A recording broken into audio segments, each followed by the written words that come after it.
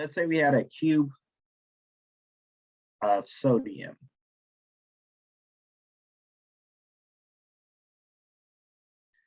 Okay.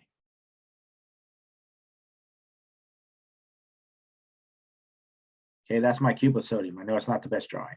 Okay, so if we think about this cube of sodium and we're reacting it with, let's say, oxygen gas. So the oxygen gas is going to surround that cube and it's going to act on the surface of the cube. Now, everything in the middle is not going to be affected initially until that surface components are affected. Does that make sense?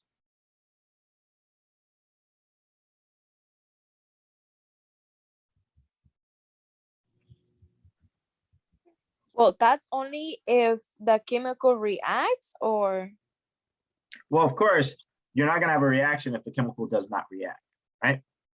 But yeah, if the chemical reacts with it, if oxygen gas reacts with sodium, it's only going to act on the surface of that metal, right? So the inner part of the metal is not going to be affected initially. It's going to take it time to go through that reaction. so it's a process then. Yeah, it's a process. Well, most things are a process. So often we'll sit there and because of those circumstances, we have to sit there and take into account that reaction because all of those are factors of the kinetics. That surface area, how much surface area is involved is going to be a factor. Are you guys with me so far? Yes. Yes. Yeah. Okay. So when we start measuring it, we're going to be measuring it based upon concentration or pressure at different time points. So mathematically,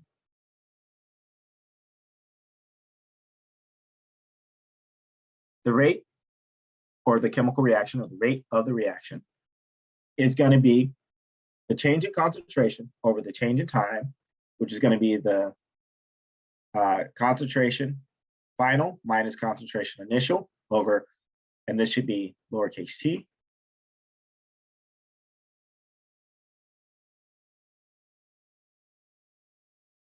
over t final minus t initial. Okay, where that t represents time. Okay, make sense so far? Not too hard?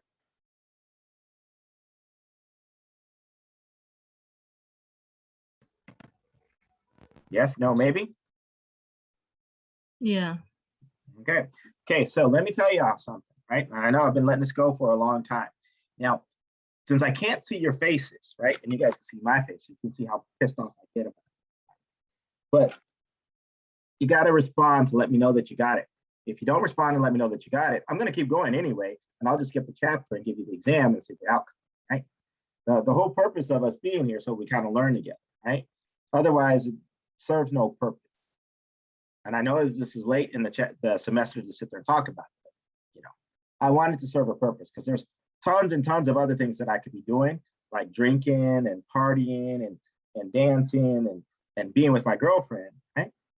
But I want to be here with you to make sure you guys learn something, right? So you got to play along with me, participate. Yes, no, thumbs up. Gotcha. Okay. Okay. Thank you, Dr. Henry. Okay. Understood. So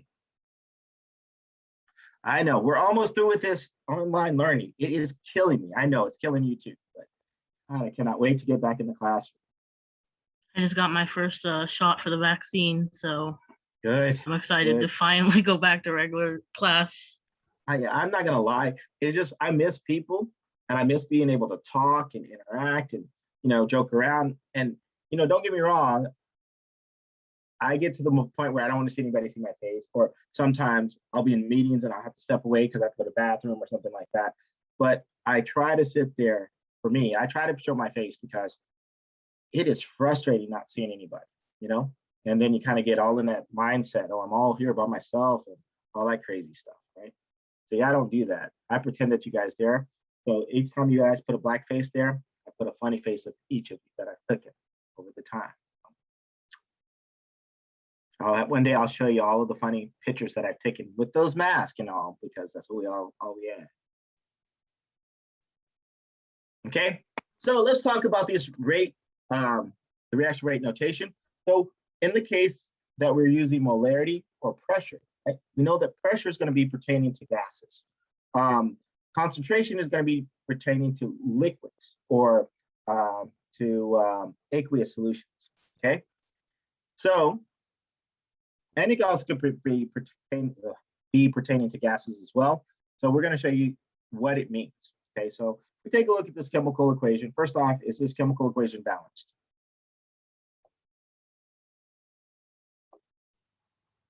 No. Oh, wait, yeah. Yeah. Okay, Yeah. so we know that it's a balanced chemical equation, so we're pretty good right now. So we know that the ratio is a 1-to-1-to-1 ratio, right? So we have 1 ammonium hydroxide is going to yield 1 ammonia and 1 water. Okay, so if we look at the kinetics of it, and we base kinetics on the change in the concentration of ammonia over the change in time, so that's going to let us know if we're reducing. That minus sign means that we're losing. Okay, and then the positive sign basically means that we're gaining.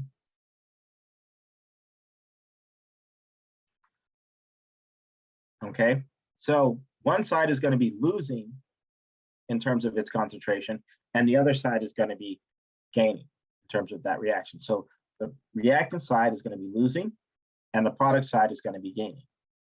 Okay, but we can sit there and base it upon, because it's based on quantity, if one is gaining its concentration, that's going to be equal to the same value that if ammonium is losing based upon its concentration, ammonium hydroxide is losing based upon its concentration, the ammonia will be gaining, and so they're going to be equal. So the rate of one that's losing is going to be equal to the rate that the one is gaining. Does that make sense? Yeah. What does delta P stand for? The change in pressure. Okay.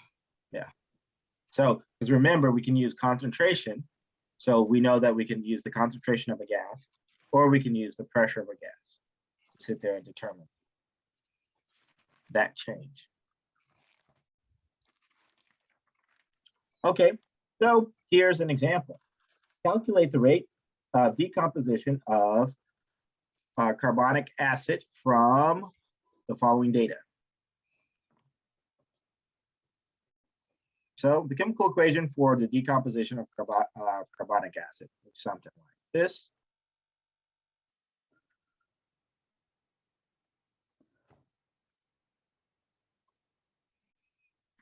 And we're going to get CO2 plus H2O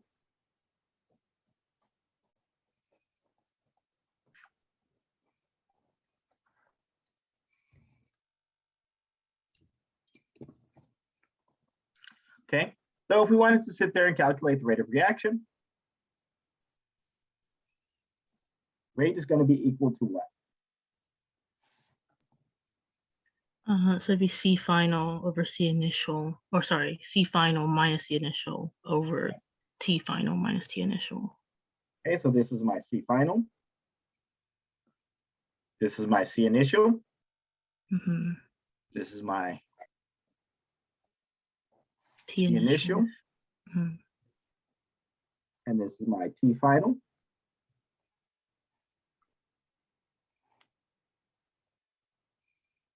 So you said CF minus CI over EF minus TI. Can you guys see my purple marker? Yes. Yeah. Yes. Yes. So it's 0.0088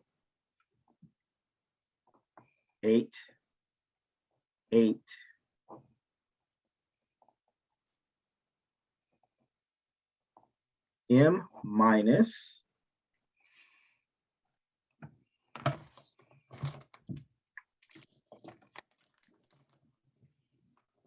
0.0448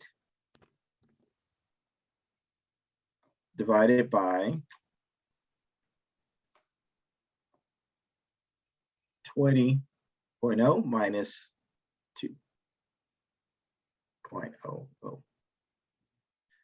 Okay. What do you guys get?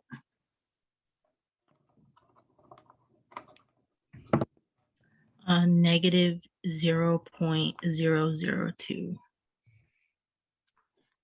Okay, so you get negative 0.002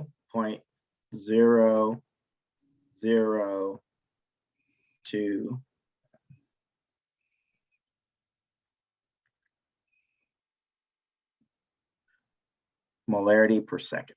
Okay, so the rate itself won't be a negative value because we know that we're working with the reactant side.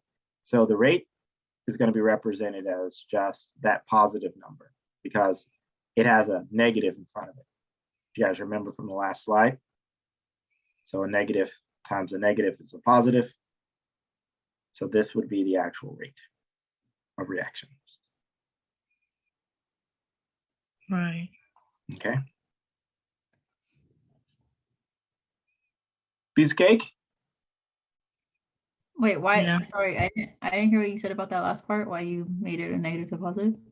Okay, because we're working with the reactant. And so Uh-huh. when we look at the rate of the reactant, it's minus, the rate is going to be equal to minus the delta of your T initial, T final. So let's go back to the last slide. Right here. Because, oops. Yeah. I said right here, because that negative basically means that the negative sign basically means that you're losing the reactant, right? So the reactant is being lost, but the rate is going to be a positive rate because we're making the product, which is going to have a positive value. Does that make sense? Yeah. Okay, Okay. so that's why we put that negative there. So that rate won't be a negative value. So rate will always be positive. Yeah. Okay.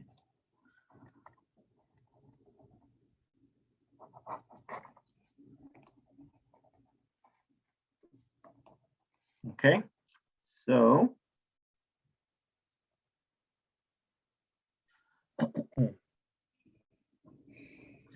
okay, so in that last reaction, there was a 1-to-1-to-1 ratio. So what happens when we don't have a 1-to-1 ratio? So in that context, we actually have to take into stoichiometry. So we'd have to determine that rate is going to be dependent on the stoichiometric factor. So to say that these guys are now equal, because at first we were just saying that they were equal to each other, right? But now to make them equal to each other in the case of a 2-to-1-to-3 reaction, we have to take into the stoichiometric values. So in this case, we have for every 2 moles of ammonia, we're going to end up with 1 mole of nitrogen. So since we're starting out with molarity of ammonia, we're going to divide that by the number of moles of ammonia to get to the number of moles of nitrogen. So we're kind of training out ammonia for nitrogen. And so then that's going to be equal to the rate of nitrogen gas over time, or the rate of nitrogen gas produced. Does that make sense? Kind of. Okay, so let's test it out. Given the rate of decrease for nitrogen monoxide concentration, given the rate of decrease for the nitrogen monoxide concentration, 1.60 times 10 to the minus 4th molarity per second, calculate the rate of decrease for oxygen concentration given by the following equation. Okay, so here's our equation. Is it balanced? No. Okay, so what do we need to do to balance it? And There 2. needs to be 2 faster nitrogen on the product or reactant side. You said 2 for the nitrogen? Yeah. Okay. Is Would it you have to balanced now? multiply the whole thing by 2 again? Okay.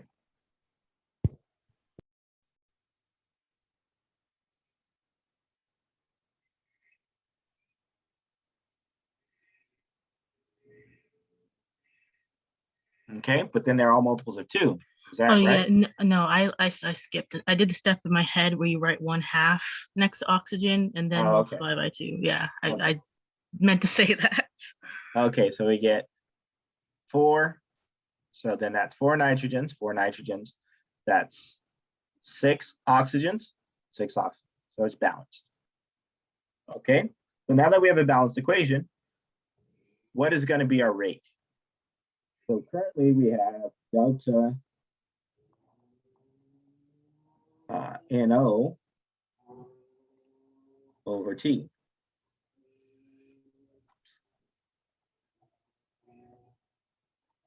Delta T.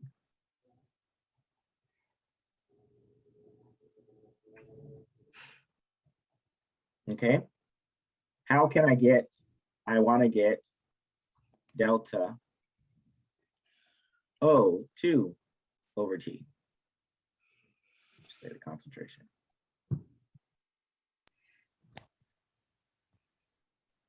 Are you using the balance equation? Okay, we got to So use the balance equation.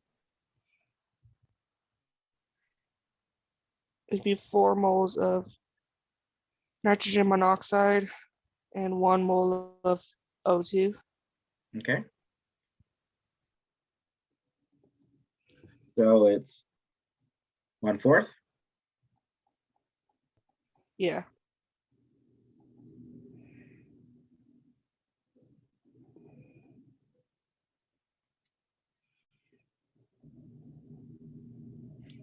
Okay, so if we plug in those numbers, 1.6. Oh, this is also negative. The negatives are going to cancel out. So we're going to end at 1.6 times 10 to the minus 4 divided by 4.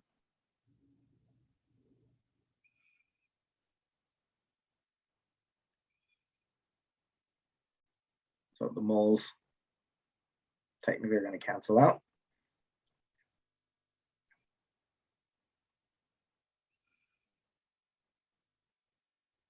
And so that's going to be equal to,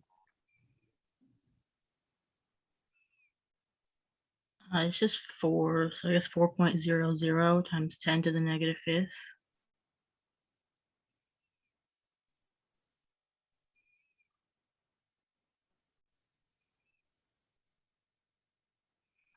okay, piece of cake. Yeah. Yes. Okay, let's make it harder.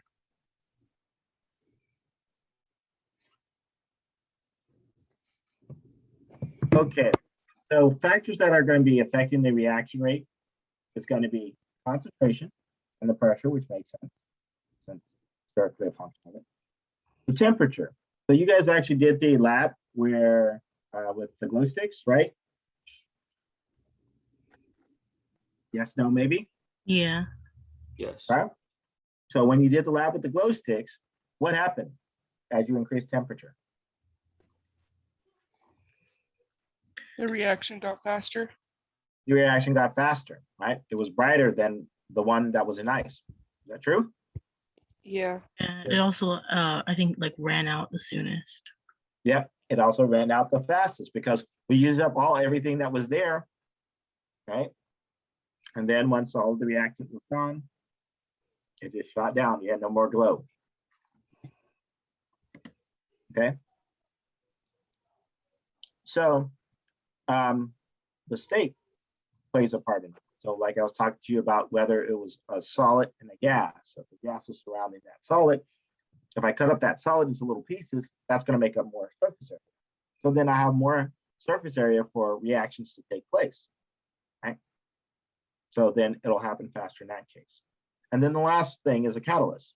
Catalyst is something that speeds up a reaction. right? So catalysts, they could be an inorganic piece of metal. They could be organic molecules or an enzyme. So anything like that can cause the reaction to go faster. Okay. So when we think about Like a yeast, like a yeast, exactly, just like a yeast. like Yeah, the so- yeast when we made. Yeah, exactly. Like the yeast when we made the balloons blow up. Did we do the balloons or did we not do balloons? Or did we do the Kool-Aid? I think we did the balloons. I can't remember. It all blurs together. Okay, so in the case of the concentration, proximity is going to be a part of it. So let's say if I have this big ass room, I put a little piece of gas over here, and I have a little bit of gas that's going in over here at the very far part of the room. It's going to take a while for those gas molecules to find each other, right? So even though those gas molecules are moving fast, there's only a little bit of them, and then they're on the opposite part of the room, they're going to need time to sit there and find each other to do their reaction. Does that make sense?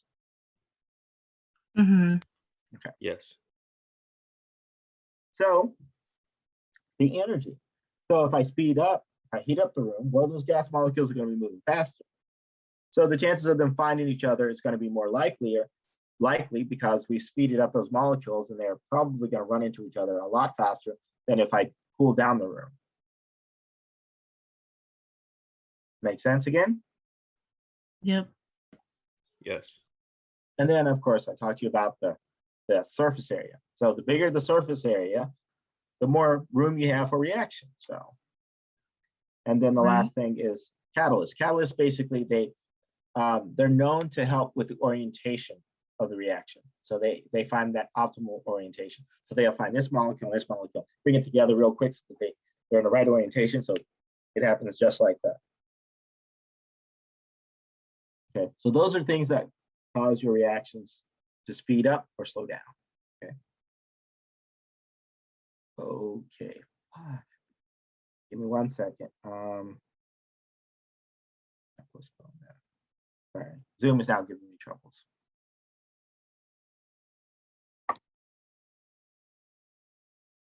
Are you guys there? Yeah. Yeah. Okay. Oh man. Okay. Okay, so we're going to talk about the rate law. So when we define the rate law for kinetics, the things that you're going to need to know, you're going to need to, of course, the rate.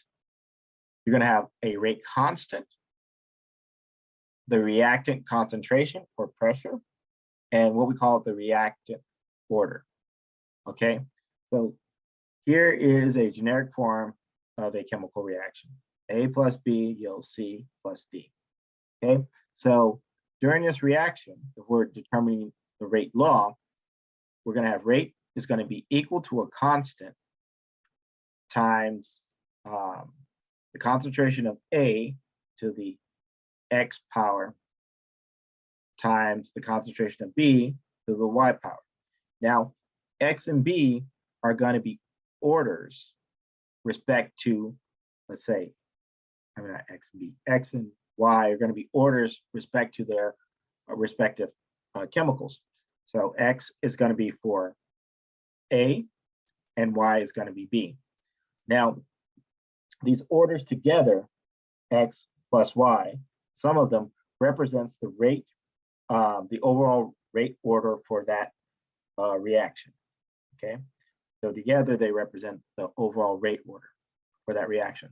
But you want to look at each one of them independent.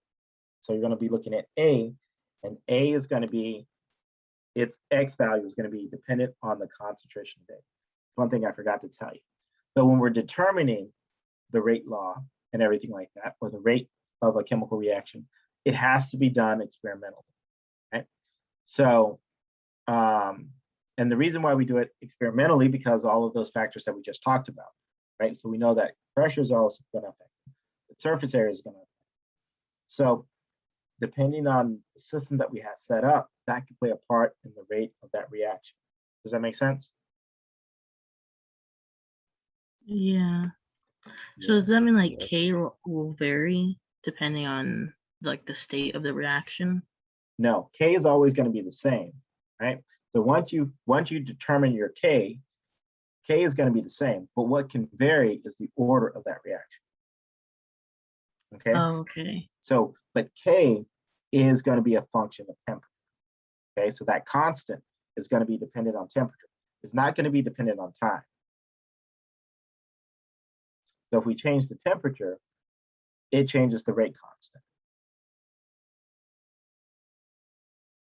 And so when you guys were doing your experiment, you did it at 3 different temperatures, right?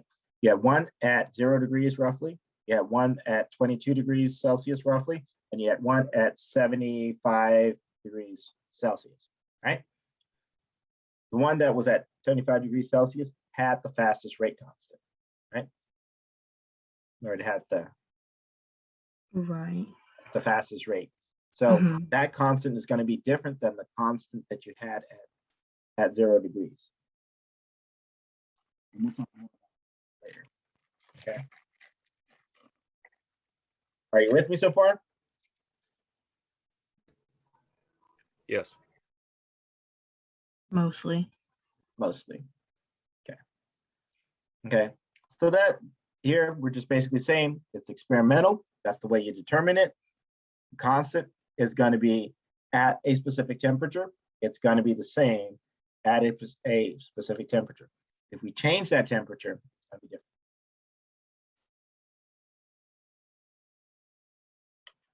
And so, and it's going to be determined by each concentration that you're doing in the experiment. So your rate is going to change with the concentration, right? So, oops.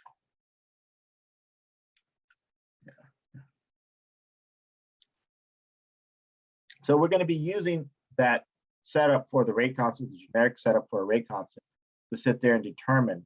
We're going to use the rate law to determine our reaction. We're going to use that general setup for the rate law to determine the specific setup for the rate law. Okay, and the way that we do that is by comparing that initial concentration to other concentrations that we've measured for the reaction. Okay.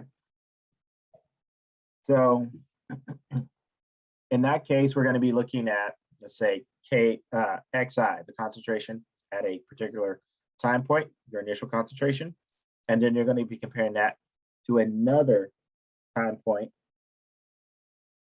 that you have the reaction.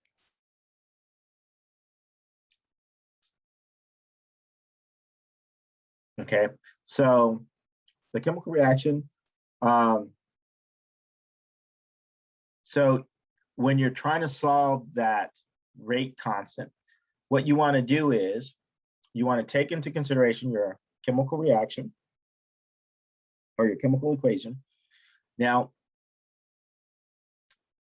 that chemical equation is going to kind of limit the types of, it's going to, let's say, chemical equation, how do I say this?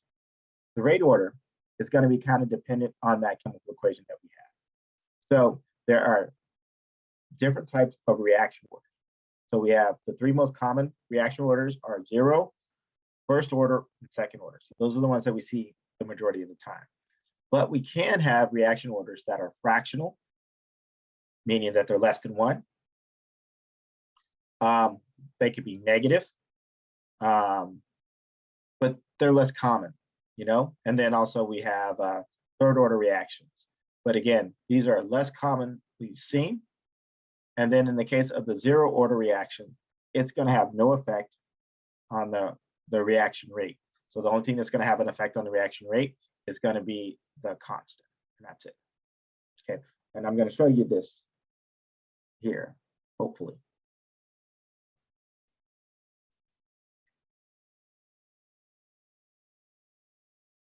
Okay, it says, write the rate for the following equation if the reactant is a first order reactant with respect to nitrogen monoxide and a first order order with respect to ozone. Okay, so the generic form, so we're saying A plus B yields C plus D. So in this case, the generic form for this reaction was rate equals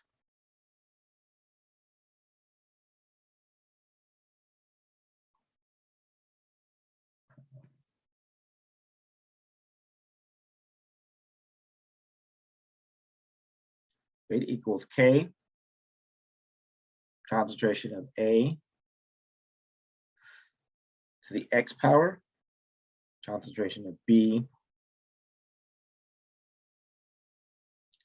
to the Y power. Okay, so how would I write the rate reaction for this equation, kind of following this exact same form?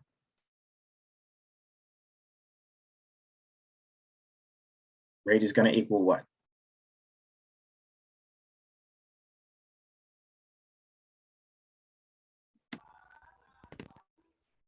What's the constant K? K is just a constant, so it's just a generic constant. So you're not going to have a value for it in this case because we're writing it generically.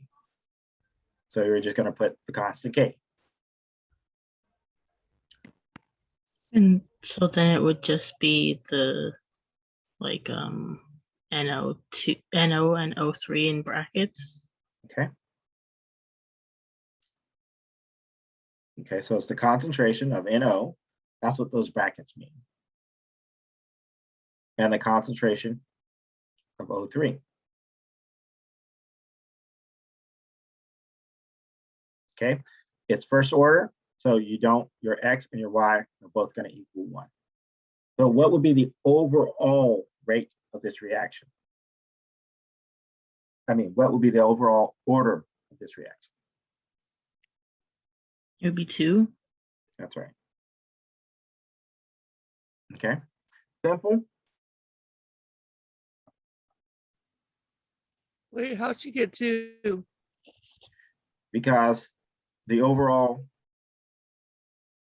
rate, I mean, overall order is going to equal your X and your Y. Oh, since there's only 2 variables. That's right. Okay, so They're then, both 1. It's just 1 they're- plus 1. so because these are both first order reactions, first order means that's what that power is to.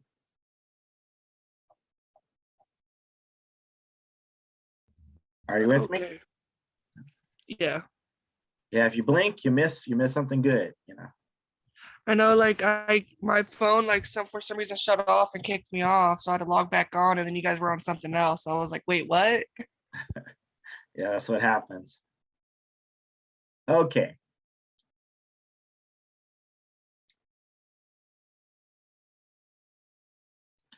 Okay, so here it says calculate the order for each reactant, the rate constant, and the rate law for the data collected at constant temperature. So we know that the temperature is going to be constant. Okay, so this is how we would go about collecting or calculating that constant. Okay, so we'd actually do an experiment. So in this case, experiment 1, we have both of the concentrations are exactly the same. So A and B are all 0.100 molar. Okay, and then so our rate that we got from that reaction took 5. So it would be 5 molar per minute. Okay, so rate 2 is 0.300, and this one is 0.10045. Okay, so on and so forth. You guys see it all beautifully there. So now our goal is we want to try to figure out the order for each reaction. So if we do this generically, so we have the rate,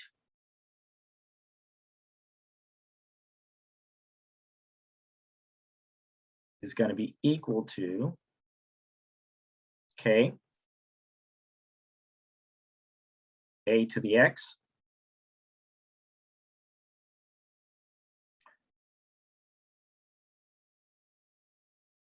and B to the Y.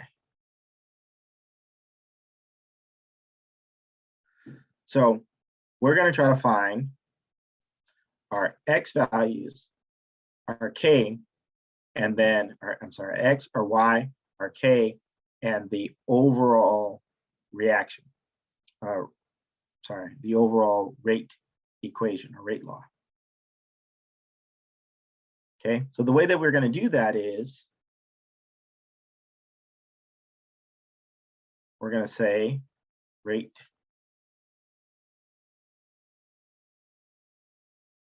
of 1 is going to equal K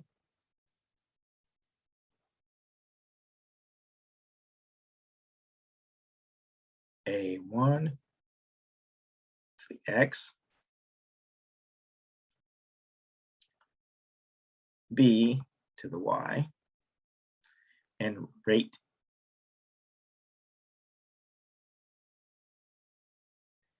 two, that should be 1, equals K, because again, K is not going to change, but we can have a change in our concentration. So we're going to say A2 X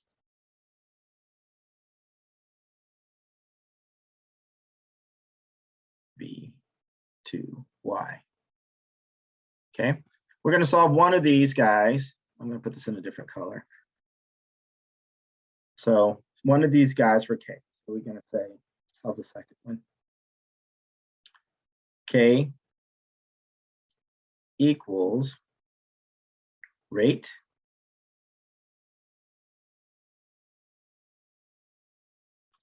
to over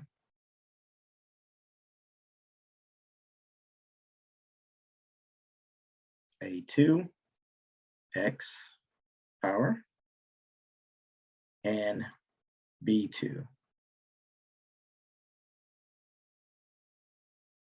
Y. Okay, so that rate could basically be, I'm saying that too, it's just, I'm not saying it's for the second experiment. It could be for the second experiment, it could be for the third experiment, it could be for the fourth experiment. It doesn't matter, right? And then if I use that one with the first experiment, it'll work out because one will be the first experiment. So then now I'm going to plug this guy into this equation. So then I get rate 1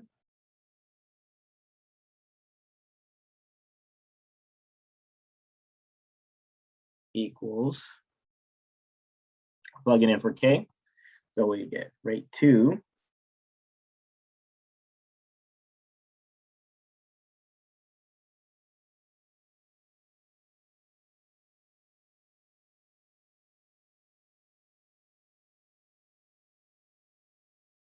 times the concentration of A, and that's A1 to the X power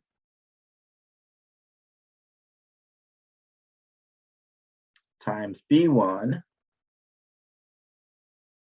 to the Y power over A2 to the X power. Oops. Let's get out of here. Sorry, that's 2.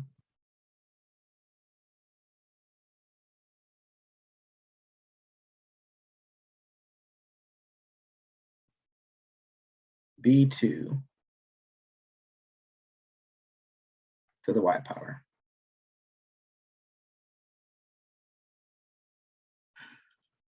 Okay, my arm's getting tired. So then I could sit there and make it a little bit easier for myself for the future because I want to solve for X and I want to solve for Y. So I'm just going to bring that rate over here. I have the rate on one side. So then I get rate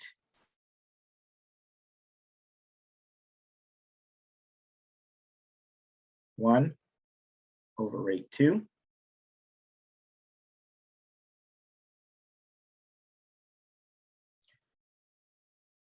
Now, since I know that when I'm dealing with exponents, since these guys are the same exponents, I can actually put my A1 and my A2 in brackets.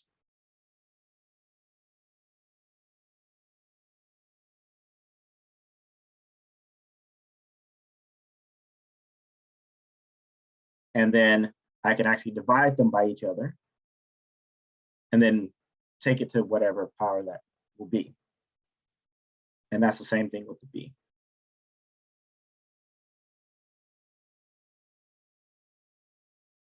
Are you with me so far?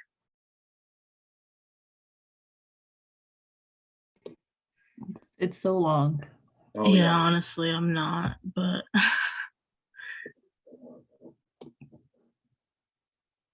Is this on the exam coming up or it's gonna be on the final? No, this will be on your third exam, which will be coming up in 2 weeks. So we have weeks, the yeah. exam? Yeah, you have one more exam and then you have the final. Oh, will this be on the practice test that we have coming up or Nope. that's gonna, no, okay. No, it's not on this exam coming up at all. Because I'm literally just going over it now. So if you Yeah. guys know this, then you're way ahead of the game. Okay, so this allows me to sit there and use what I know, some of the things that I know. Okay, so this kind of makes it a little bit easier to work with, believe it or not. So now I'm going to start plugging in some of the numbers that we have. So I'm going to use experiment 1 and experiment 3 because that gives me 0.1 for my A and 0.1 for my A1 and my A2. And so I'm going to plug in those rates. So if I do that, that's going to be But you don't have to do it in order. You could just do it like. Yeah, you can, whichever way. because the experiment, you can use the points. All you're doing is using the points to sit there and solve for the rest of the equation. You're looking for solving for each of the equations. So you don't have to do it in order. So Oh, you're doing it to solve for this. You want to do it for convenience, right? And Yeah. let me explain it to you why it'll be for convenience. So this guy will be 10. Okay, and then that's going to be equal, if we plug in our values, that's going to be equal to 0.100 over 0.100. And what does that equal? 1. 1. So 1 to any power is going to be what? 1. 1. So then that basically takes that guy out of the equation, right? So then we'll get our B value at this point and this point. So B1 is 0.100 and B2 is 0.200 to the Y power. So if we go ahead and solve, this guy will be, I'm just going to leave it in a fraction. 1/2 is equal to 1, so we can kind of neglect that. So let's put that 1 times 1/2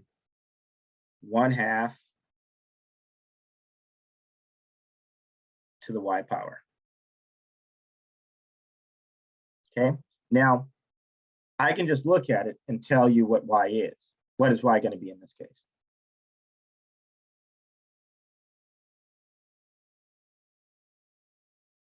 one. 1. Okay, so, but I'm going to show you how to do it mathematically. The way I would do it mathematically, I can take the log of both sides. So if I take the log of, running out of room, 1/2 and the log of 1/2 to the Y power.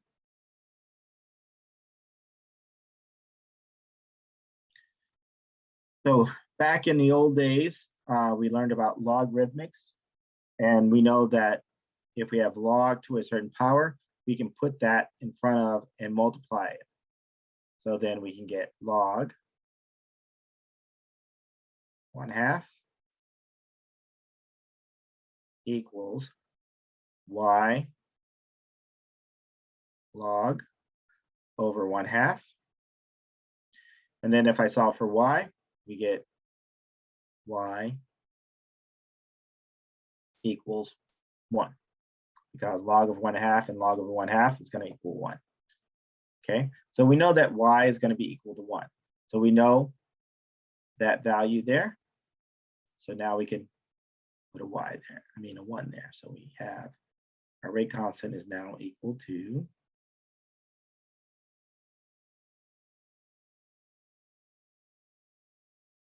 K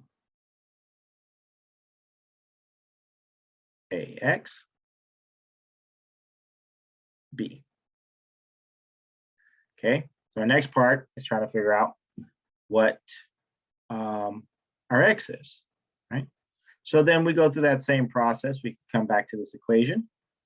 I'm going to make a quick modification to this to make it a little bit easier and drag it.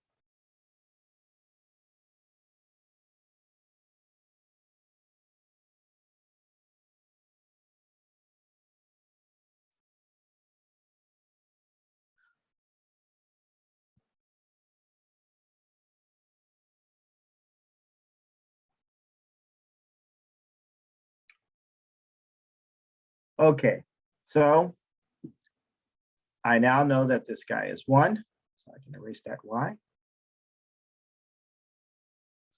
And so I can use this equation to find out my next part, right? So then I go through that same process. I start plugging in those values, but now I want to keep my b's the same. Okay. So let me use a different color.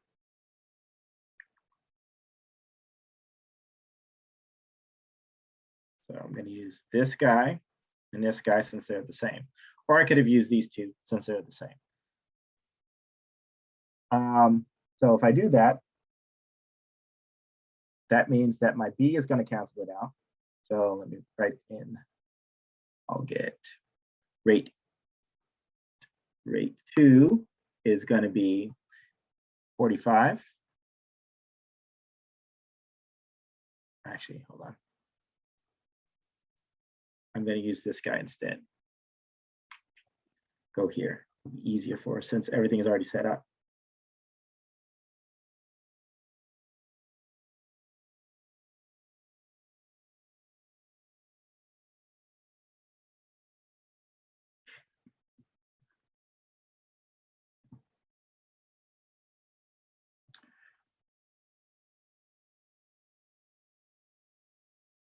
Okay. So again, we know that that's 1. So we can just plug in the values for our A and our B. So then for our A1, we have 0.100 over 0.3. And then for our B, and that's to the x power. And then for our B's, we have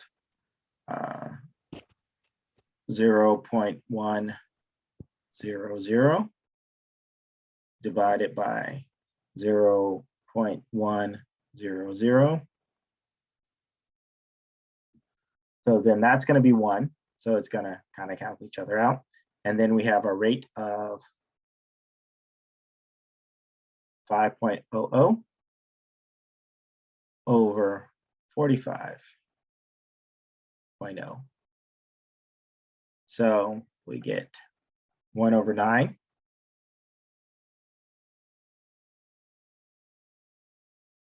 Is going to equal, that's going to be 1/3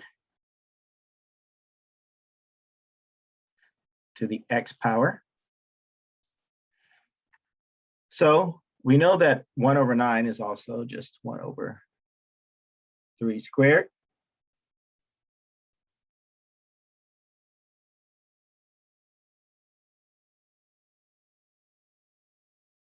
And again, since I remember my stuff about exponents,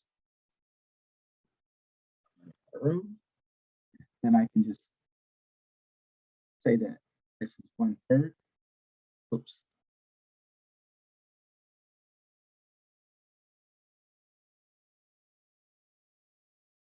Squared equals 1/3 to the x. So then what must x be?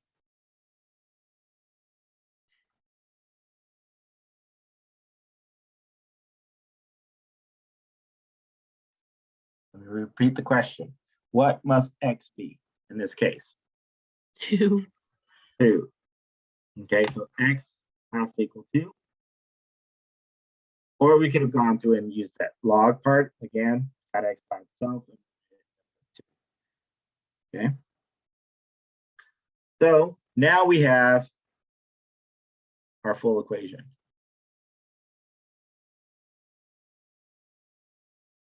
Now we just need to calculate what k is.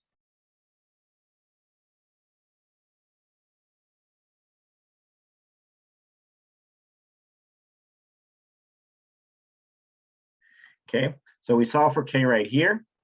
So let's go ahead and use that. K is equal to, so we have our rate, so we can use whatever rate we want, either one of these. So we'll use the first one, keep it simple.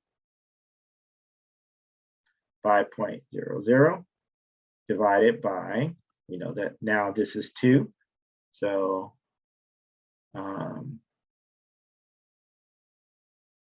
0.100 squared times 0.100. So at the end of the day, we get k is equal to 5.00 times 10 to the third. So that's going to be our k value. So then our equation now is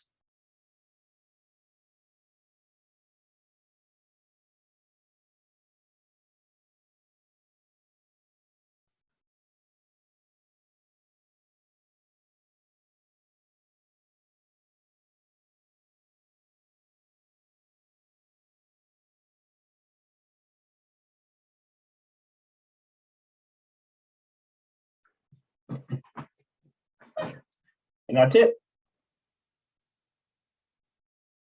Piece of cake? Yes. No, Yeah, it's just a lot of steps. Somebody said no. I said no, but yeah, it's just a lot. I mean, the math's kind of easy, but just setting it all up and the process. So when I was in engineering, one of the classes that I took was it was linear algebra. And so we would actually set up tons and tons of equations like this. And we would do it manually like this, like plugging things into each equation. But we also learned to do it in a matrix, you know. And so if you know those skills, those are great skills to know because it saves you a lot of time. Because in this case, you have 3 variables. You have the k, you have the x, and you have the y. And so we're relying on the fact that, I should say, we have 3 unknowns. We have the k, the x, and the y. We're relying on the fact that k is going to be constant in both equations, and the x and the y's are going to be constant in both equations. And so we're able to sit there and plug all of that stuff in there, right? And so we're using them to rely on each other. So it takes a long time, but you just got to remember that use the equations to solve the equation. Does that make sense? Dr. Henry, for an Yeah. example like this, because like there are repeated values for both A and B. Yep. Wouldn't you be able to just like take, so like if you wanted to find with respect to A, you would take the 2 values where you hold B constant That's and right. then look at the factor, like the rate of change between A and the rate of change between the rate, and then solve for Yeah. X that way. And that's exactly what we did, right?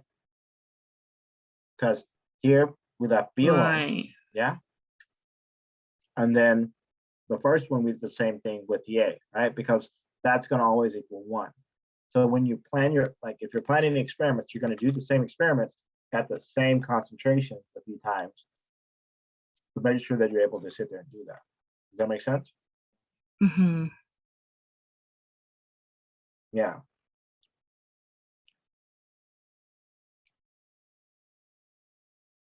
And so, and that's what we did over here as well too, with the A. We kept the A constant, and then we changed the B. So then the only thing that you're looking at is just the B in that case. And then here, you're only looking at the A in this case, in the pink case. It just takes a while to get there. Okay. Be clear. Everybody got this? Yes. Yeah. Okay. Just like I said, it's a lot of steps. Don't worry. Wait till we get to equilibrium.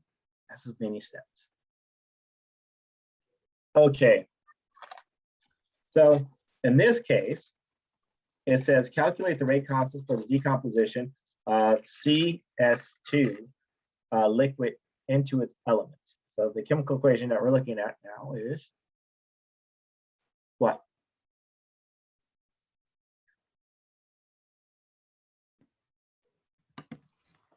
Rate equals K, parentheses A, So rate is going to equal what? equals the constant K Okay. times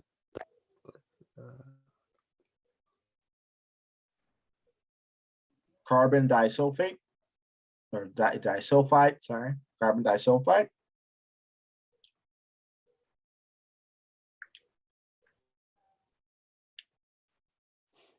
Okay. To the X power, right? yes. Okay. So in this case, we only have to look at 1. So this should be pretty easy, right?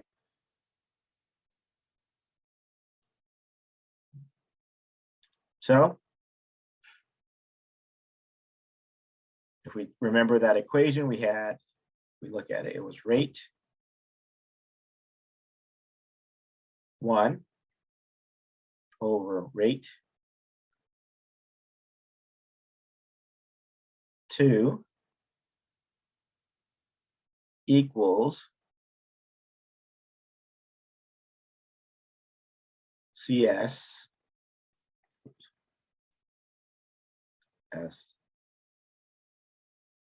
S1 to the X power over CS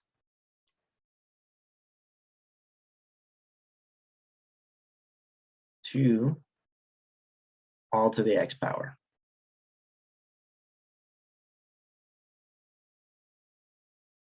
Okay.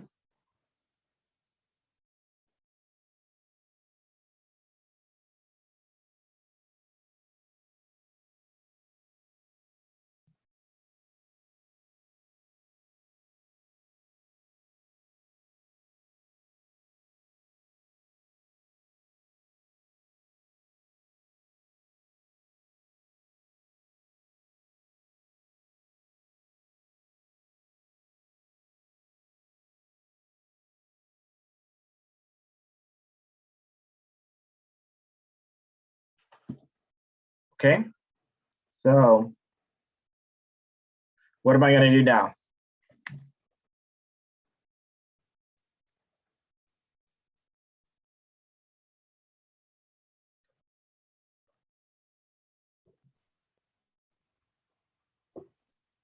Just plug in the numbers and Plug in the solve for it. numbers. Okay.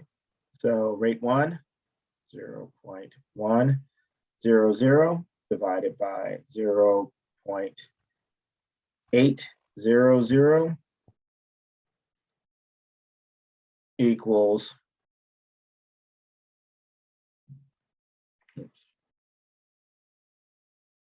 Oops, sorry. Those are the concentrations, my bad.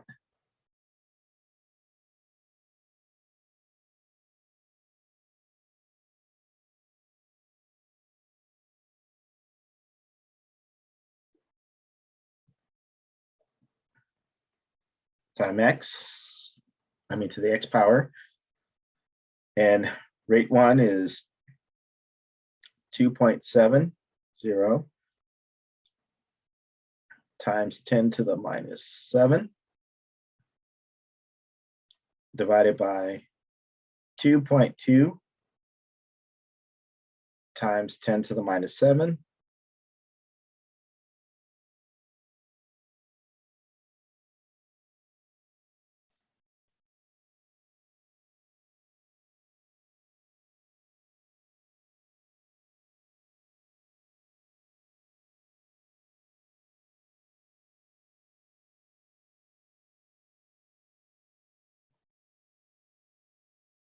So I get 1.23 here is equal to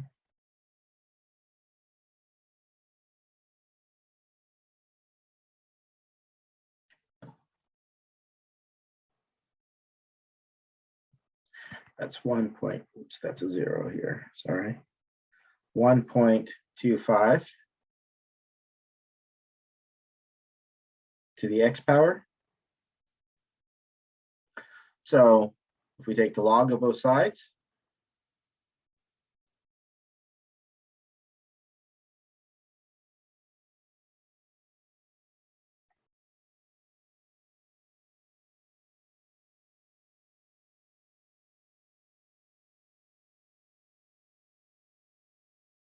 the x power. So then that's going to equal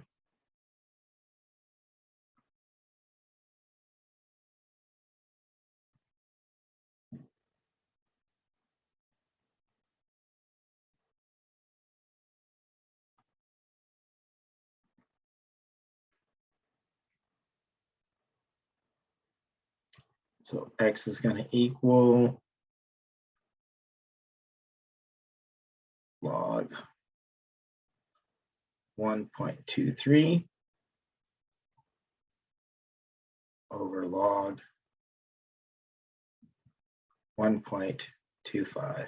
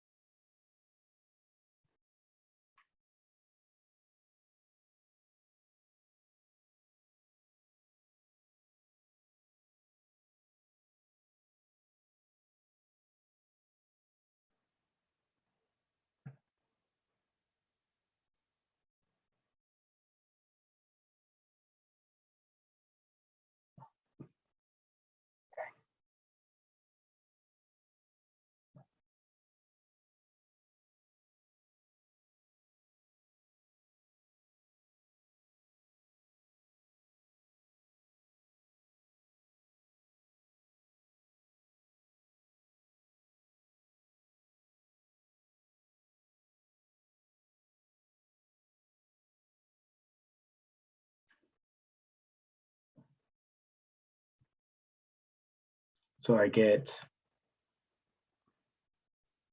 0.928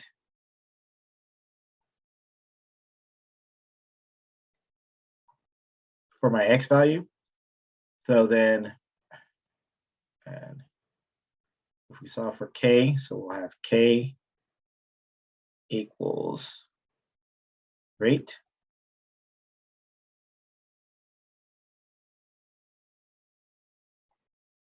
divided by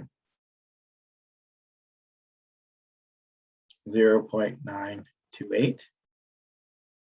Oops, sorry. Concentration to the of CS to the 0.928.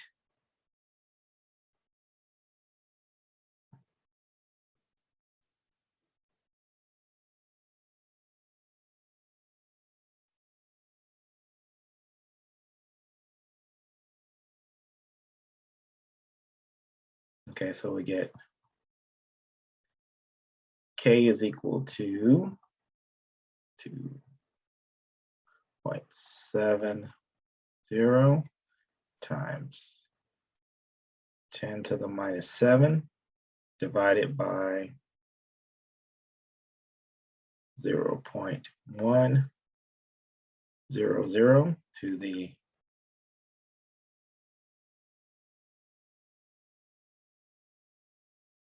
to the 9 to 8 power.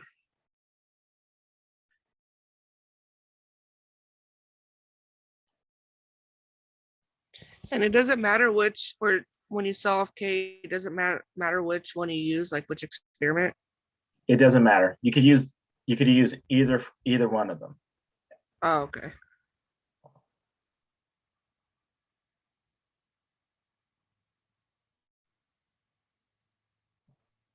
Now, if your numbers are off, right? So let's say you weren't actually measuring a rate and you have a couple of odd points.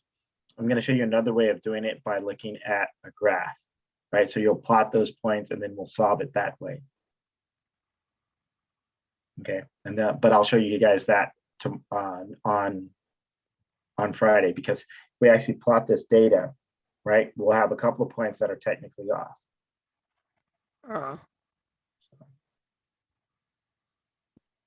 Friday. I mean, Wait, not Friday, on Monday. oh, But I know you guys like hanging out with me so much that, you know. Let's see.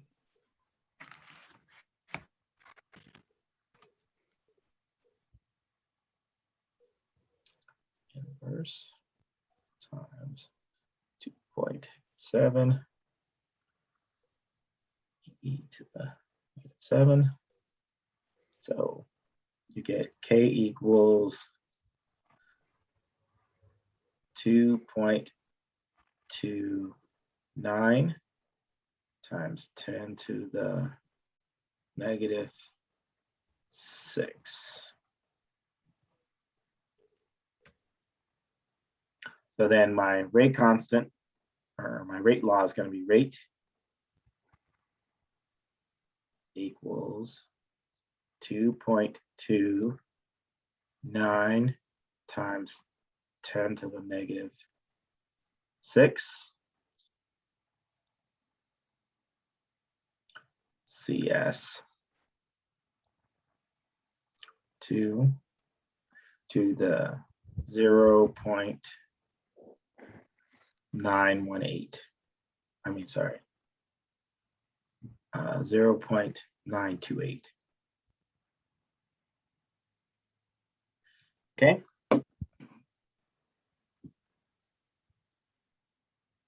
That one seems simpler. Yeah, because it only has that one, where it only had one reactant instead of having two. It makes it significantly different. Okay. So we're going to stop there. You guys are going to have once I get it together, I'm having trouble getting it uploaded into Canvas. So I'm going to have to contact our IT person that handles that, Michelle. But you're going to have a lab, Labster lab. So there's a new one that I wanted you guys to do for kinetics. So I'm going to try to get that up. So I may not get it up until Monday, but then you'll have one on Monday and Tuesday for next week. So you have one physical and one Labster. Yeah, okay. Okay. Okay, so your practice exam is up. I have to change it, obviously. I have to change the time so it'll start to open already. It should have already opened, but I don't know what happened. If there's any problems with images or anything like that, let me know. Or if you get blank questions, let me know. so that we can try to get that fixed. There was one other thing that I want to say. Your real exam hopefully will be up tonight. And so you guys will have, I think I said till next Tuesday or Wednesday to get it done. Okay. Okay. Okay. Any other questions? Now, these next couple of things are very math heavy. So brush up on your logarithmic rules and stuff like that, because you're going to kind of need those to sit there and make it through. But it's just using those math skills from here on out. And of course, looking at it in terms of the chemical equation, but we have to use a lot of math skills at that point. Okay, so I will see you guys on Monday. Have a good weekend. Bye, Have a Dr. good weekend, Dr. Henry. Okay, study, Thank you. No. do You well on the too. exam. Have a good weekend. And just so you know that the exam will cover chapters 1 through 10. It says 1 through 11, but you don't have any 11. 11 will be on the next exam. So it'll be 11, 12, 13, 14, 15, 16, because they're all pretty much the same type of questions. And then in the final, you'll have the last part. Okay. Well, All right. technically in the final, you'll have everything. But... Okay. Okay. I will see you guys later. Have a good day. You Yeah, too. have a good weekend. Thank you. Bye. Bye-bye.